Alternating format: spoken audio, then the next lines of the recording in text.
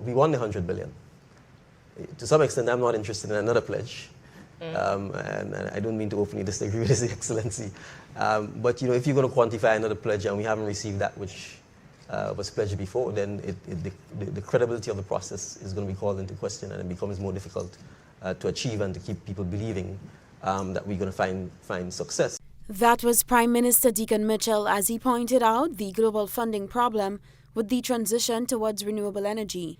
Speaking at the 2024 Concordia Summit, the Prime Minister highlighted the need for global accountability in shifting to renewable sources of energy. Mitchell noted that while developing nations have committed to financial support for climate change adaptation, much of that funding has yet to materialize. He called on developed countries to fulfill their financial commitments, particularly the $100 billion pledge aimed at assisting developing nations in transitioning to clean energy sources. The developed countries are already wealthy, and so they have the resources to actually transition faster. And therefore, given what I said, that it's a fact that we are the ones who have not contributed to the situation, it obviously means if we are talking fairness, if we are talking transparency, if we are talking accountability, it must mean that if you want the developing countries to transition, and if you don't want them to follow your example, then it means you are going to have to help fund that transition.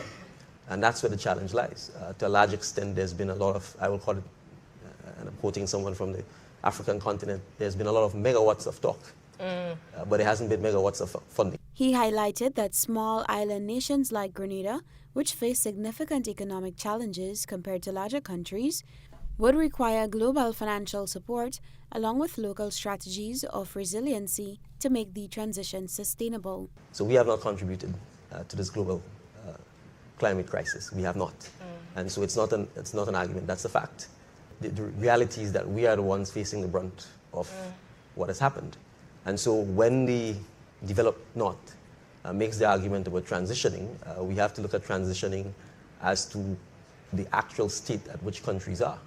So many of the countries in the South are significantly poor. Their populations are significantly poor. And so to ask them to transition at the same rate that a developed country is able to transition, obviously is not fair. And it's openly unjust. Reporting for GBN News, Beverly Telesford.